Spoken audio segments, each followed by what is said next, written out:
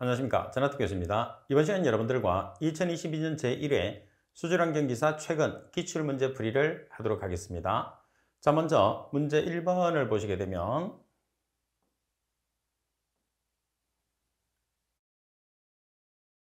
다음 물음에 답하시오. 메탄의 최대 수율이 제거 1kg COD당 0.35m의 삼성임을 증명하시오. 문제 2번 COD가 3000mg/L, 유량 675m의 삼성/day, COD 제거 효율이 80%일 때 CH4의 발생량을 미터의 삼성/day를 계산하시오 되어 있어요. 자, 먼저 첫 번째 보면 메탄의 수율을 계산을 합니다. 자, 그러면 여러분들이 일반적으로 기질이라고 하면 뭐를 기준을 하느냐면 포도당, 글루코스를 기준을 하거든요. 자, 따라서 포도당이라는 글루코스는 탄소가 6개, H가 12개, O가 6개가 있어요. 자, 여기에서 제거 1kg당 COD가 0.35m의 삼성의 임을 밝히라고 그랬으니까 호기성분해를 시킵니다. 호기성분해는 산소하고 결합하는 거죠. 탄소가 산소하고 결합하면 CO2, H가 산소하고 결합하면 H2예요. 따라서 탄소 뒤에 있는 숫자가 CO2 앞에 오겠죠. 자, 그리고 수소 뒤에 있는 숫자가 H2 앞에 옵니다. 2분의 12는 6. 자, 그리고 산소 계산을 하시게 되면 2개짜리가 6개, 12개, 1개짜리가 6개, 18개예요. 그러면 O2 앞으로 나오는 게 아니고 글루코스 6개를 주면 12개가 O2 앞에 오겠죠. 그래서 2분의 12는 6이 되는 거죠. 자, 따라서 여러분들 글루코스 포도당의 분자량을 계산을 해보면 탄소가 6개, 12짜리가 6개, 수소 1짜리가 12개, O 16짜리가 6개, 따라서 180이 되는 거죠. 따라서 180kg일 때 산소 6 곱하기 32kg이에요. 자, 여기서는 COD 1kg당이라고 그랬으니까 COD 1kg, COD가 산소량이 되거든요. 따라서 1kg일 때 X1, 따라서 X1이 뭐냐 하면 글루코스를 이야기하는 거예요. 따라서 글루코스 0.9375kg을 계산을 했어요. 그러면 글루코스를 현미성분해를 시켰을 때 현미성분해를 하게 되면 CO2와 그리고 CH4가 발생을 하겠죠. 따라서 탄소가 6개니까 3개씩 나눠주는 거예요. 그러면 분자량 180kg일 때 발생될 수 있는 메탄은 최적으로 3 곱하기 22.4 Sm의 삼성입니다. 자, 그러면 글루코스 0.9375kg일 때 발생되는 메탄은 X2 해서 X2가 0.35m의 삼성이에요.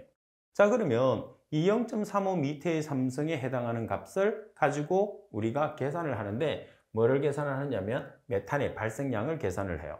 자, 따라서 0.35m의 삼성 per kg은 COD 1kg 제거 시 발생하는 메탄의 양이거든요. 그러면 문제 조건에서 COD가 얼마에 해당하는 값을 계산하느냐면 3000mg/L예요. 그러면 mg/L에 10의 3성을 곱해주게 되면 kg/m의 삼성이 되겠죠. 따라서 3000mg/L는 3kg/m의 삼성이 되는 거예요. 자, 그리고 유량이 675m의 삼성. 자, 그리고 문제 조건에서 COD의 제거 효율이 몇 %죠? 80%예요. 그래서 100분의 80. 여러분들이 순도를 계산했을 때는 순도가 문제에서 주어졌을 때는 100분의 100 나누기 순도지만은 지금은 함량이 주어졌을 때 그러니까 제거되는 값이 80%가 제거된다고 그랬기 때문에 100분의 80, 다시 말해서 0.8을 곱해 주셔야 됩니다. 그래서 순도가 나와 있을 때와 지금은 여러분들 제거 효율이 나와 있을 때 여러분들 그 보정하는 위치가 서로 다르죠. 따라서 계산하면 567m의 삼성 per day라는 값이 나오게 되죠. 이 문제도 상당히 자주 나오는 문제입니다. 자, 그러면 팁을 보면서 조금 더 보충 설명을 드리면 우리가 포도당 또는 글루코스 그리고 분자식으로 나타내면 탄소가 6개, H가 12개, O가 6개가 되는 거죠. 자, 그리고 질량으로 계산한다 그러면 개수 곱하기 분자량, 그리고 최적으로 계산한다 그러면 개수 곱하기 22.4Sm의 삼성이 되는 거예요. 그리고 호기성분해와 현미성분해 반응식을 세울 때 호기성분해라는 것은 산소를 이용하는 반응식, 그리고 현미성분해 반응식이라는 것은 산소를 이용하지 않죠. 따라서 호기성분해를 했을 때 발생되는 물질은 CO2와 H2O, 그리고 현미성분해를 했을 때 발생되는 물질은 CO2와 CH4가 됩니다. 자, 그리고 문제 2번을 보도록 하겠습니다. 자, 문제 2번에 보시게 되면 다음은 급속사 여과지에 대한 조건이다. 물음에 답하시오. 자, 1번 처리 수량이 85,000m의 삼성퍼데이, 여과 속도가 150m/day, 여과지 개수가 8지, 표면 세척 속도가 40cm/min, 표면 세척 시간은 4분, 역세척 속도가 60cm/min, 역세척 시간은 6분입니다. 자, 이 조건에서 한지당 여과 면적을 계산하시오. 그리고 한지당 총 세척 수량을 계산하시오. 이렇게 문제가 나와 있어요. 자, 그러면 먼저 여과 면적을 계산을 합니다. 그러면 면적이라는 것은 수량에서 속도를 나눠주는 거죠. 따라서 처리 수량이 85,000m의 삼성퍼데이, 그리고 여과 속도가 150m/day로 나와 있어요. 그런데 한지에 해당하는 여과지의 면적을 계산하는 거죠. 따라서 전체가 8지니까 8지분의 1을 해서 곱해줍니다. 따라서 한지에 해당하는 여과지의 면적은 70.83제곱미터라는 값이 나오게 되는 거죠. 자, 두 번째, 총 세척 수량을 계산을 해요. 그럼 총 세척 수량이라는 것은 표면 세척량과 역세척량 두 개가 있죠. 따라서 표면 세척량은 면적 곱하기 표면 세척 속도, 그리고 역세척량은 표면적 곱하기 역세척 속도를 곱하는 거예요. 그러면 면적이라는 것은 1번에서 계산을 했죠. 70.83제곱미터, 70.83제곱미터. 따라서 표면 세척량은 표면 세척 속도 얼마죠? 40cm/min예요. 따라서 센티미터를 미터로 환산하기 위해서 10의 마이너스 3, 2성을 곱하는 거죠. 그래서 40 곱하기 10의 마이너스 2성 미터/min가 되는 거예요. 자, 그런 다음 표면 세척 시간이 몇 분이냐면 4분. 따라서 시간 단위가 없어지면서 미터의 삼성 113.328m의 삼성이 나오죠. 역세척량도 마찬가지예요. 역세척 속도가 지금 60cm/min예요. 센티미터를 미터로 환산해주기 위해서 10의 마이너스 2성을 곱하는 거죠. 자, 그리고 역세척 시간이 6분입니다. 따라서 시간 보정을 해줘서 역세척량을 계산하시게 되면 254.988m의 삼성이 나오게 돼요.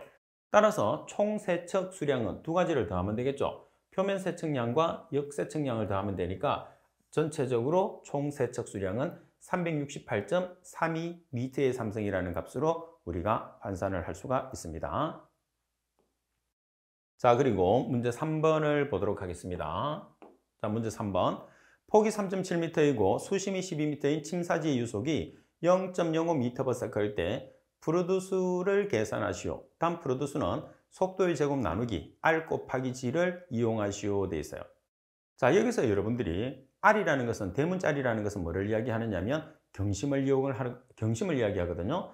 따라서 프로듀스에서 V라는 것은 속도입니다. R이라는 것은 경심, G라는 것은 중력 가속도 9.8m/s의 제곱이고 중력 가속도의 값은 주어지지 않습니다. 그래서 여러분들이 반드시 암기하고 계셔야 되죠. 그리고 경심이라는 것은 지금 폭과 수심이 주어졌어요. 그러면은 사각형이라는 소리겠죠. 자, 이렇게 주어졌을 때 지금 폭이 얼마냐 하면 3.7m. 자, 그리고 수심이 12m. 자, 따라서 여러분들이 경심을 계산했을 때 단면적에서 윤변의 길이를 계산하니까 단면적은 폭 곱하기 수심이 되겠죠. 그리고 윤변의 길이는 물이 접촉되는 변의 길이. 따라서 H, B, H, B 플러스 EH가 되는 거죠. 그러면 먼저 경심을 계산을 합니다. 경심을 계산했을 때 B 자리에 3.7m, H 자리에 12m를 대입을 하면 1.6029m라는 경심이 나왔어요. 그러면 프로듀스를 바로 계산하면 되겠죠? 자, 속도가 지금 얼마로 주어졌느냐 하면 유속이 속도니까 0.05m/s 전체의 제곱 나누기 R이라는 경심이 1.6029m 그리고 중력 가속도는 9.8m/s의 제곱이에요. 따라서 계산하시면 1.59 곱하기 10의 마이너스 4승의 프로듀스를 계산할 수가 있는 거죠. 자, 그리고 문제 4번을 보도록 하겠습니다.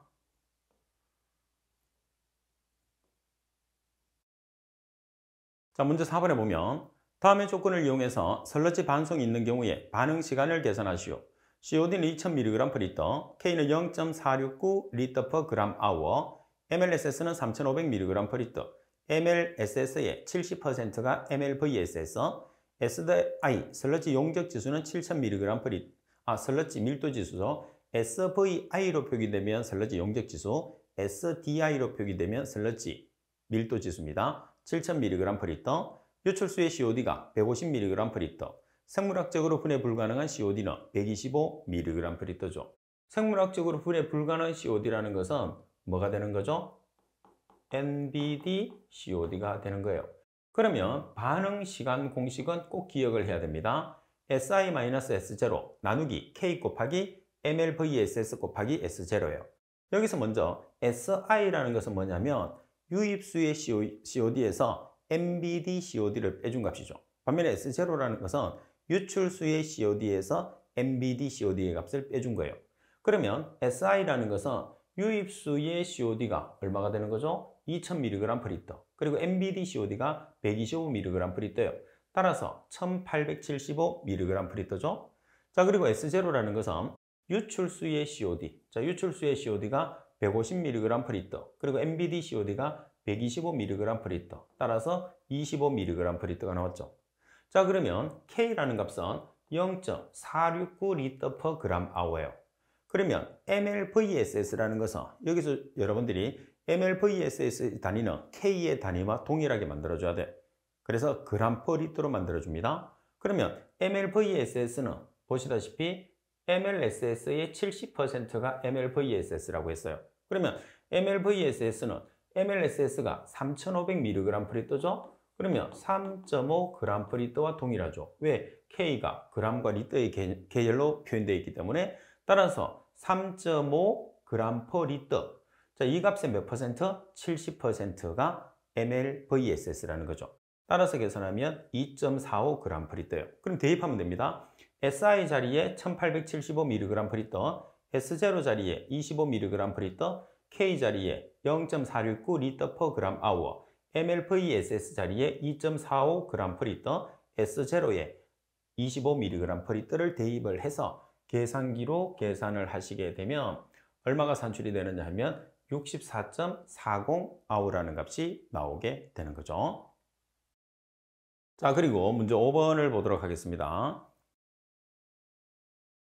자, 문제 5번에 보면 300ml BOD병에 시료 50ml를 넣고 희석수를 채운 후에 측정한 결과 초기 DO 농도가 8mg/L이고 5일 후에 측정한 DO 농도가 6mg/L일 때 BOD 농도를 계산하시오 되어 있어요. 자, 여기서 BOD 농도를 계산했을 때는 초기 DO 농도 D1, 여기서는 DO1, 그리고 5일 후에 측정한 DO 농도 DO2. 따라서 DO1에서 DO2를 빼줍니다. 그런 다음에 희석을 하게 되면 희석 배수치로 곱해주고 희석을 하지 않으면 그대로 계산하시면 되죠. 자, 희석은 어떻게 하느냐면 우리가 총량이라는 것은 BOD병의 사이즈예요. 총량 나누기 시료량. 따라서 총량이 300ml인데 시료가 50ml 밖에 없어요. 그럼 희석이 됐다는 소리겠죠. 따라서 희석 배수치는 300ml 나누기 50ml가 되는 거죠. 따라서 식을 세웠을 때 DO1 8mg/L 마이너스 DO2 6mg/L 그리고 희석 배수치 300ml 나누기 50ml를 하면 BOD는 12.0mg/L라는 값이 나오게 되죠. 자, 그리고 문제 6번을 보도록 하겠습니다. 자, 문제 6번에 보시게 되면 아래 그림과 같이 지하수층에 지름이 0.5m인 우물이 만들어졌다. 양수전의 지하수는 불수층 위로 20m였고 양수량을 100m의 삼성파워로 일정하게 양수할 때 양수정으로부터 10m와 20m 떨어진 관측정의 수위 저하는 각각 2m와 1m였다. 이 대수층의 투수계수와 수위 저하를 계산하시오. 단 Q의 공식은 다음과 같은 식을 이용을 하라고 되어 있어요. 그죠? 자, 그럼 먼저 첫 번째 조건을 보시게 되면 투수계수를 계산을 해요. 따라서 투수계수를 계산하는 식을 여러분들이 보시게 되면 투수계수 K는 지금 Q에서 우리가 K를 계산을 해냈잖아요. 그죠? Q는 파이 곱하기 K, H2의 제곱 마이너스 H1의 제곱, 전체 나누기 ln, R2 나누기 R1의 계산식에서 우리가 나타냅니다.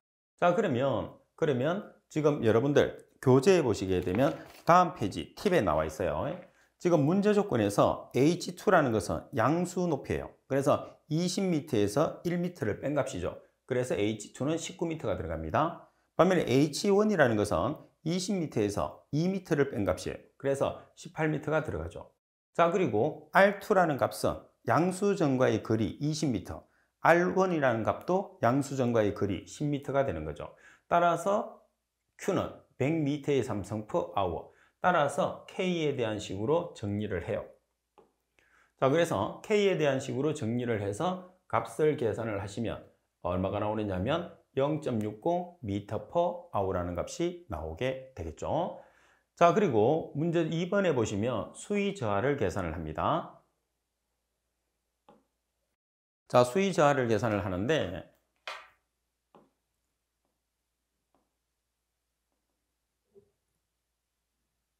자, 수위 저하를 계산하는데 자, 문제에서 주어진 두 개의 식을 정리해서 계산을 합니다. 자, 여기서 Q는 파이 곱하기 K 곱하기 H1의 제곱 마이너스 H0의 제곱 나누기 ln R1 나누기 R0로 계산을 해요.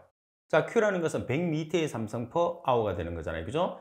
파이 곱하기 K가 얼마였죠? 0.60 m per hour로 계산을 했어요. 그러면 H1의 제곱에서 H1은 아까 양수정의 높이라고 그랬죠? 20m에서 2m를 뺀 값 18m가 들어가는 거죠. 그리고 H0라는 것은 우리가 계산을 해야 됩니다. 자, 나누기 ln R1 나누기 R0. R1이라는 것은 양수정과의 거리 10m가 되는 거죠. 자, 그리고 R0라는 것은 우물의 반경 0.5m 나누기 2가 되는 거죠. 따라서 0.25m를 대입을 해요. 따라서 H0를 계산하면 11.269m가 되는 거죠. 그러면 수위 저하는 20m에서 11.269m를 빼주게 되면 수위 저하가 계산되니까 실제로 수위 저하는 8.73m라는 값이 나오게 됩니다. 자, 그래서 이 문제도 여러분들이 자주 출제되기 때문에 팁에 나와 있는 용어의 값을 정확하게 여러분들이 계산을 해서 숙지할 수 있도록 하십시오. 자, 그리고 7번 문제를 보겠습니다. 자, 7번 문제를 보시면 기계적인 페달 교반 장치의 동력식 P는 FD 곱하기 VP 그리고 CD 곱하기 A 곱하기 로 VP의 삼성 나누기 2로 계산이 됩니다. 교반조의 부피가 1000m의 삼성인 탱크에서 속도 경사지를 30%로 유지하기 위한 이론적인 소요동력 W가 와트입니다. 패들의 면적 제곱미터를 계산하시오. 자, 여기서 패들의 면적은 제곱미터가 되겠죠. 제곱미터.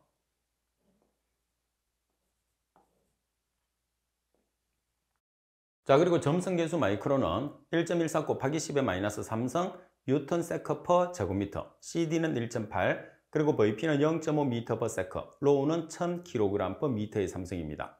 자, 여기서 여러분들이 문제를 계산을 하죠. 자, 문제를 계산을 하는데 문제에서 1번에 보시면 이론적인 소요동력을 W, 와트로 계산을 하라고 합니다. 두 번째, 패들 면적을 계산하시오 나와 있어요. 그러면 이론적인 소요동력 구하는 식은 P는 G가 속도경사죠. 속도경사의 제곱 곱하기 마이크로 점성계수 곱하기 V 체직이 됩니다. 그러면 이 식은 어디서 나왔느냐 하면은 속도경사 구하는 식이에요. 속도경사는 동력 나누기 점성계수 곱하기 용적의 루트를 취한 값이죠. 근데 일반적으로 우리가 속도경사보다는 동력을 자주 계산하기 때문에 동력에 대한 식으로 정리를 한 겁니다. 자, 그러면 속도경사가 얼마냐면 30/s 제곱이죠. 그리고 점성계수가 자, 1.14 곱하기 10의 마이너스 3성 뉴턴 세커 퍼 제곱미터. 자, 그리고 용적이 얼마죠? 자, 용적이 부피가 되니까 1000m의 삼성입니다.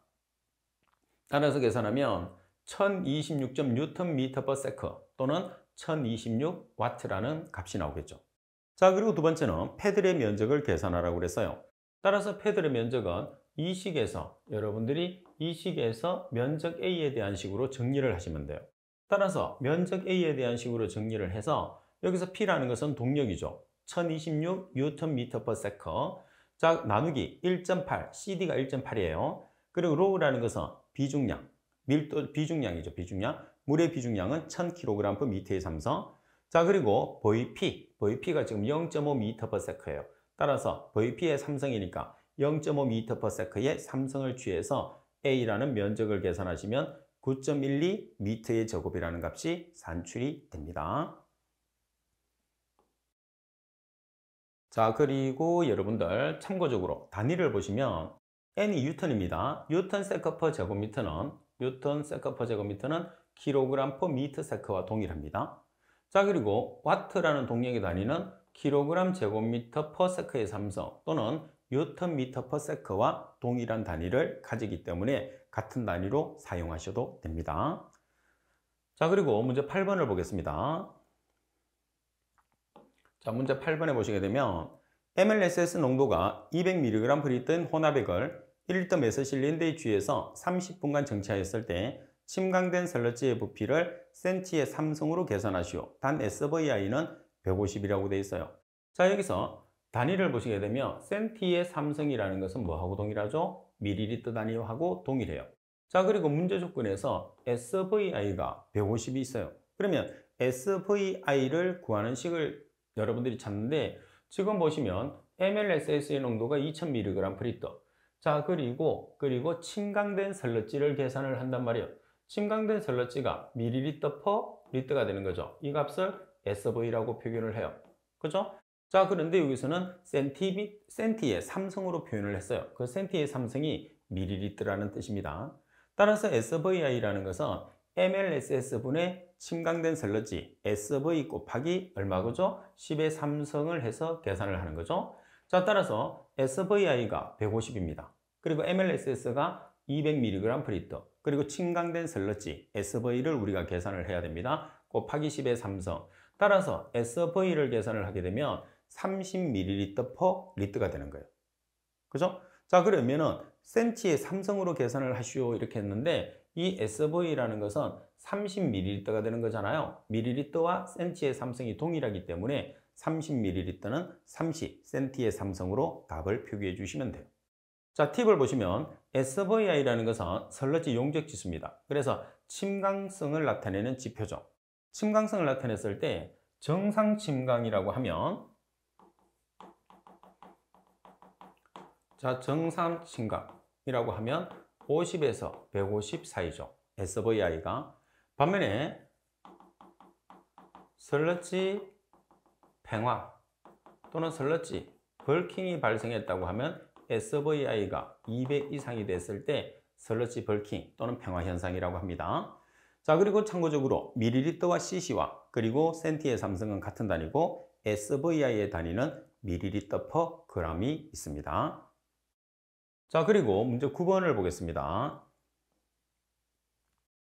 자, 문제 9번에 보시게 되면 평균 유량이 7570m의 삼성포대인 도시 하수 처리장의 1차 침전지에 대한 천장 설계의 기준은 최대 원료율 89.6m의 삼성 per day 제곱미터, 평균 원료율 36.7m의 삼성 per day 제곱미터, 최소 수면 깊이가 3.0m, 최대 위어 원료 부하율이 389m의 삼성 per day 미터, 최대 유량 나누기 평균 유량은 2.75이다. 원주 위어 원료 부하율이 적절한가에 대해서 판단하시오. 단 원형 침전지 기준이라고 되어 있어요. 자, 그러면 여러분들이 지금 원주 위어 원료 부하율을 계산을 하려고 하면 어떻게 계산을 해야 되죠? 유량 Q 나누기 뭐가 되는 거죠? 원의 둘레. 그럼 원의 둘레는 파이 D. 따라서 직경을 계산을 해야 돼요. 따라서 직경을 계산을 해야 되기 때문에 이 문제를 푸는 가장 키포인트가 뭐냐면 최대 원료율이 되는 거예요. 자, 따라서 최대 원료율이 얼마냐 하면 지금 문제 조건에서 주어지는 최대 원료율이 89.6m의 삼성 per day 제곱미터죠. 그래서 단위에서 미터의 삼성 per day가 최대 유량, 그리고 제곱미터가 면적이 되기 때문에 자, 먼저 최대 원료율을 계산을 하기 위해서 첫 번째로 계산을 해야 되는 게 뭐냐면 최대 유량을 계산을 해야 돼요. 그러면 최대 유량이라는 것은 최대 유량 나누기 평균 유량의 비가 2.75니까 평균 유량의 2.75를 곱해 주시게 되면 뭐를 계산하는 거죠? 최대 유량을 계산하게 되는 거죠. 따라서 최대 유량은 평균 유량 곱하기 2.75예요. 따라서 평균 유량이 얼마죠? 7570m의 삼성 per day. 자, 그리고 최대 유량과 평균 유량의 비가 2.75. 따라서 최대 유량을 계산하면 2817.5m의 삼성 per day라는 값이 됐어요. 그러면 최대 원료율은 미터의 삼성퍼데이가 최대 유량이거든요. 제곱미터가 면적이 되는 거예요. 그러면 최대 원료율 89.6 미터의 삼성퍼데이 제곱미터는 최대 유량 2817.5 미터의 삼성퍼데이 나누기 면적. 따라서 면적에 대한 식으로 정리해서 계산하시면 232.3382 제곱미터라는 값이 나오게 되죠. 따라서 면적은 직경으로 바꿔놓으면 4분의 파이 d의 제곱이 바로 면적이 되는 거예요. 따라서 여러분들이 계산을 했을 때 보시게 되면 자, 면적은 4분의 파이 d의 제곱. 따라서 이 면적 자리에 여러분들이 계산한 값을 대입을 해요. 그런 다음에 d에 대한 식으로 정리를 해서 계산을 하시게 되면 17.1995 미터라는 값이 나오죠. 그러면 최대 유효 원료 부하율을 계산을 해요. 적절한지 부적절한지를 판단을 해야 되기 때문에 따라서 최대 유량에서 원주 길이를 나눠주죠. 최대 유량은 여러분 우리가 계산한 2817.5 미터의 삼성퍼데이입니다. 그리고 원주 길이는 파이 곱하기 d, 원주 길이가 원의 둘레가 되니까 따라서 직경은 17.1995 미터를 대입하시면 되겠죠. 그래서 여러분들이 계산을 하시게 되면 얼마의 값이 나오느냐면 385.27 미터의 삼성퍼데이 미터라는 값이 나오는 거예요. 그러면 이 조건을 이용을 해서 우리가 적합한지 부적합한지를 판단을 해야 되겠죠. 그죠? 그래서 문제 조건에서는 뭐를 보고 판단을 하느냐 하면 지금 최대 원료 위어 부하율의 기준이 389 미터의 삼성퍼데이 미터로 나와 있어요. 근데 우리가 지금 계산하는 값이 얼마죠? 385 정도가 나왔죠. 근데 문제 조건에서 기준치는 389거든요. 그래서 우리가 계산된 값이 389를 초과하게 되면 부적절, 389를 초과하지 않으면 389보다 작게 되면 적절하다라고 판단을 내릴 수가 있는 거죠. 따라서 지금 우리가 계산된 이 값은 적절하다 이렇게 판단을 내릴 수가 있는 거예요.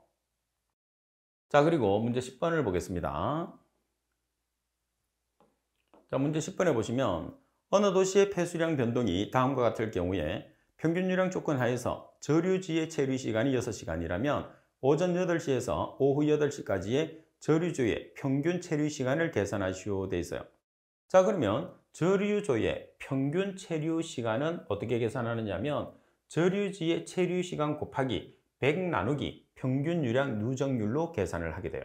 그러면 저류지의 체류 시간이 문제 조건에서 지금 몇 시간으로 나와 있느냐 하면 6시간으로 나와 있어요.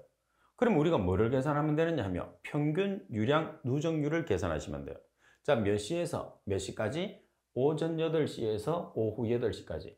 그러면 오전 8시에서 오후 8시까지의 값을 계산을 하는 거죠. 그러면 자, 각 다 더합니다. 90%, 102%, 105%, 88%, 102%, 108%, 120%, 125%, 140%, 120%, 102%를 다 더해요. 자, 이게 몇 개죠? 하나, 둘, 셋, 넷, 다섯, 여섯, 일곱, 여덟, 아홉, 열, 11개. 그래서 11로 나눕니다. 실제로 보면 산술 평균이 되는 거죠. 따라서 109.27%를 대입을 해서 계산을 하시면 저류조의 평균 체류 시간은 5.49시간이 나오게 됩니다. 자, 그리고 문제 11번을 보시게 되면 개천의 농도가 100mg/L인 보존성 추정 물질을 1L/m의 유량으로 흘러보낸 후에 하천에서의 농도를 측정하였더니 5.5mg/L가 되었다. 개천의 유량을 계산하시오. 단 개천에서 추정 물질은 자연적으로 존재하지 않는다고 그랬어요. 그러면 지금 조건 자체 내에서 혼합 지점에서의 농도가 얼마냐면 5.5mg/L예요. 그죠? 자, 그리고 지금 보면은 개천에서 추정 물질의 농도가 존재하지 않는다고 그랬어요. 그러면 개천에서 추정 물질의 농도를 C1이라고 했을 때 존재하지 않으니까 얼마가 되느냐 하면 제로가 되는 거예요. 자, 이때에 뭐를 계산을 하느냐 하면 유량을 계산을 하는 거죠. 자, 그러면 C2, 개천의 농도가 100mg/L을 C2라고 합니다. 그때의 추정 물질의 양이 얼마냐면 1L/m의 유량으로 흘러간다고 그랬으니까 Q2가 되는 거예요.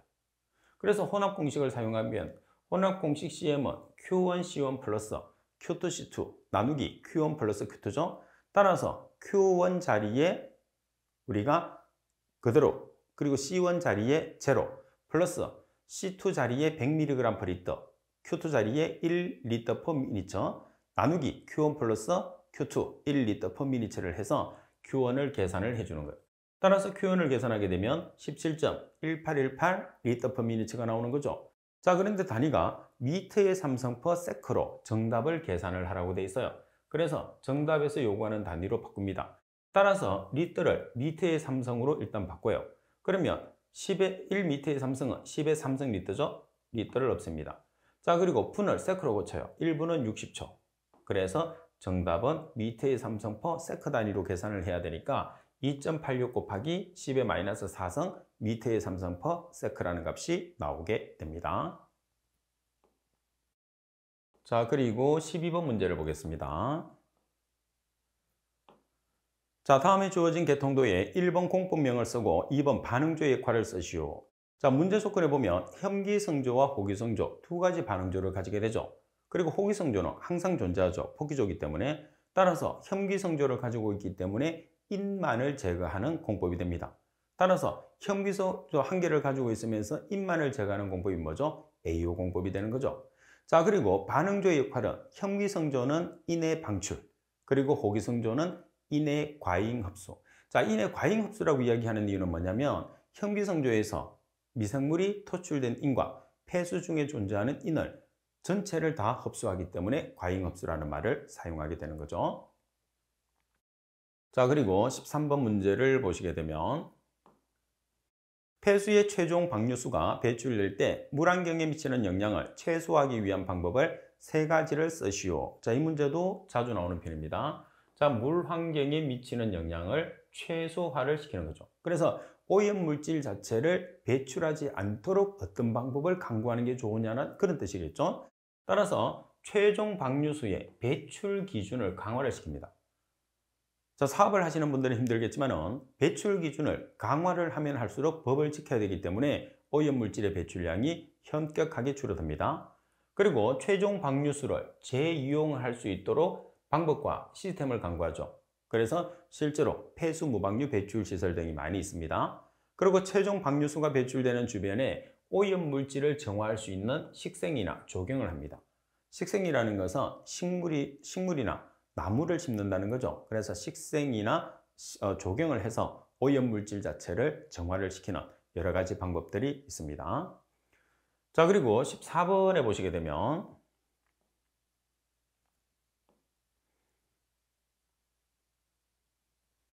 다음의 각 원리에 대해서 서술하시오. 자, 1번 알로라는 것은 역삼투법입니다. 자, 그리고 2번에는 일렉트로다이알시스라는 것은 전기투석법을 이야기하는 거죠. 우리가 역삼투법을 간단하게 제가 설명을 드리면, 자, 역삼투법을 여러분들 설명을 드리자면,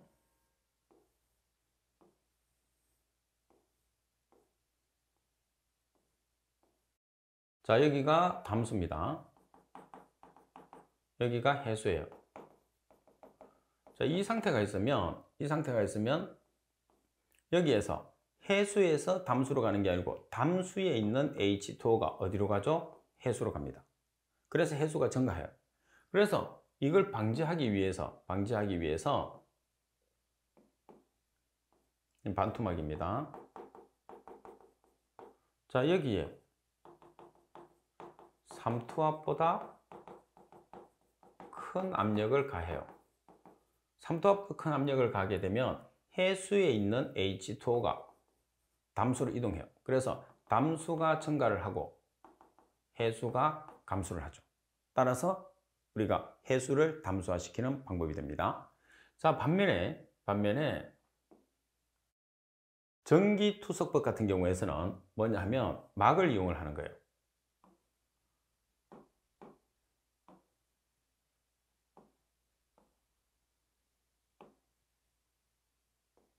자, 막을 이용을 하는데,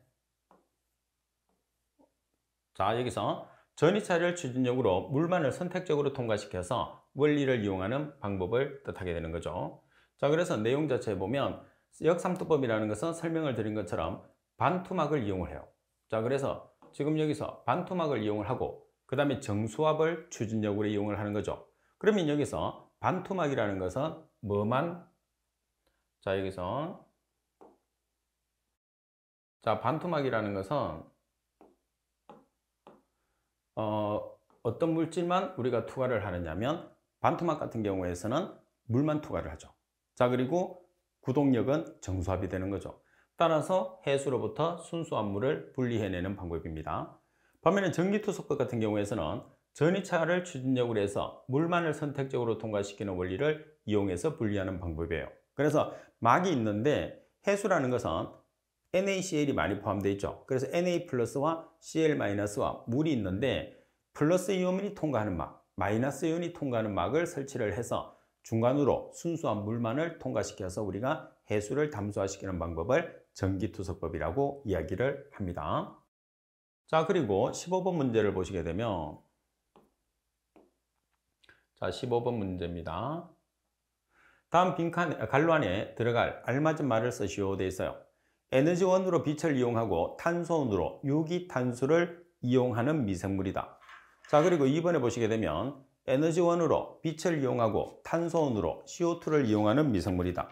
자, 그리고 3번 전자수용체로 질산염과 아질산염을 사용하는 미생물이다.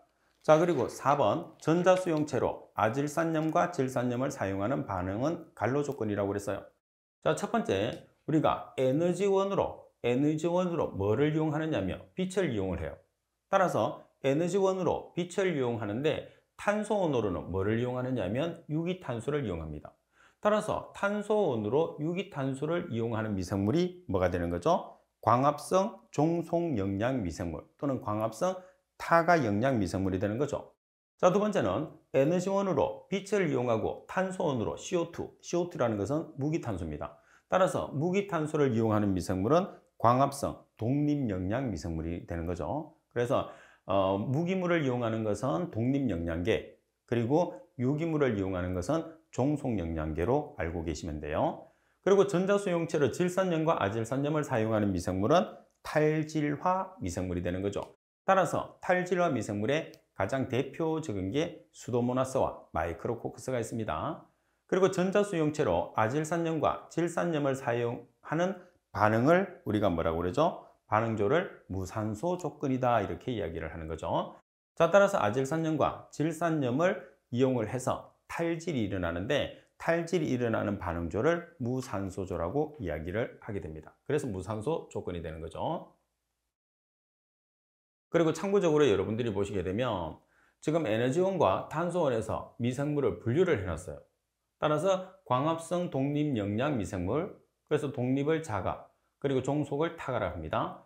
화학합성 독립영양 미생물, 광합성 독립영양 미생물, 그리고 화학합성 종속영양 미생물인데 여러분들이 독립영양계는 무기물을 이용하고 종속영양계는 유기물을 이용하는 미생물이 됩니다.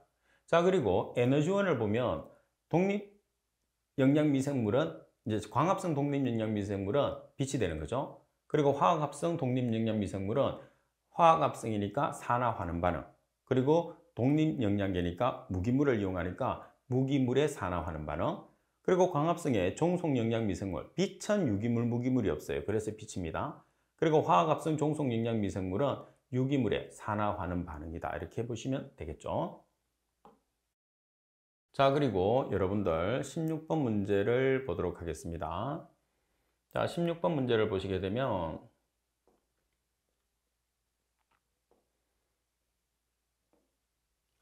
자, 16번 문제를 보시게 되면 PFR과 CSTR의 분산수와 분산의 값을 쓰시오 되어 있어요. 자, PFR이라는 것은 플러그 흐름 반응조죠. 그리고 CSTR이라는 것은 CFSTR이라고 하는데 우리가 완전 혼합형 반응조예요. 그러면 분산과 분산수를 PFR과 CSTR에서 기재를 하는 소리겠죠. 그러면 지금 나와 있는 이 내용을 여러분들이 암기를 하시는 게 중요해요.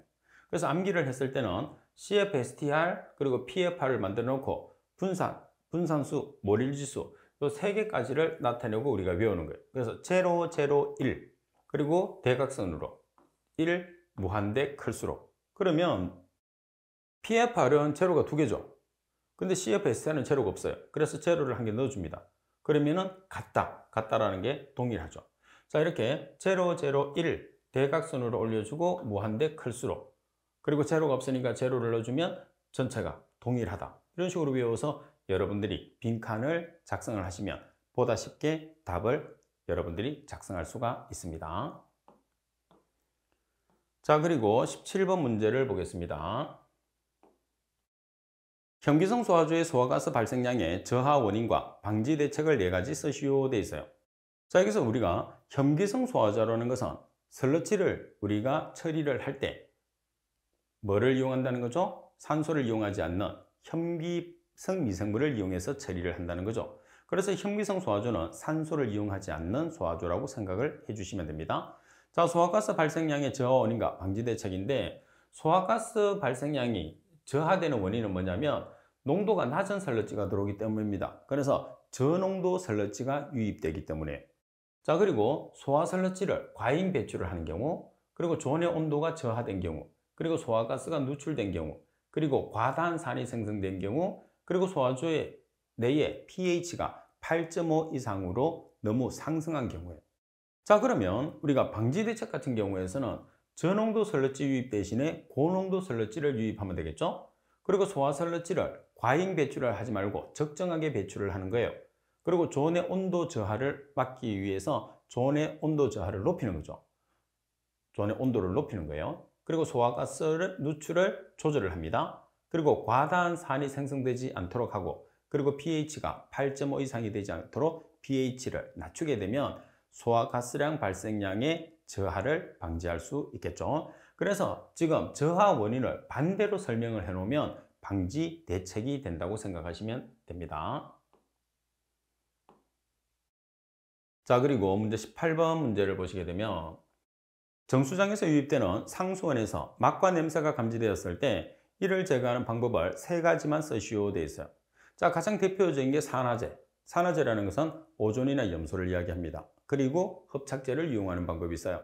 따라서 흡착제 중에서 가장 대표적인 흡착제가 뭐가 되나요? 활성탄이죠. 그래서 활성탄이 흡착제니까 활성탄 흡착법, 이렇게 제목을 정해주는 거죠. 그리고 오존이나 염소는 산화제입니다. 따라서 오존산화법 또는 염소산화법이라고 명칭을 붙여주면 되겠죠. 자, 그러면 여기서 우리가 상태를 판단하라고 이야기할 수도 있어요. 상태라는 것은 고체, 액체, 기체를 판단하는 거죠. 따라서 활성탄은 고체입니다. 흡착제는 고체예요. 그리고 오존이나 염소와 같은 산화제는 기체 상태가 됩니다.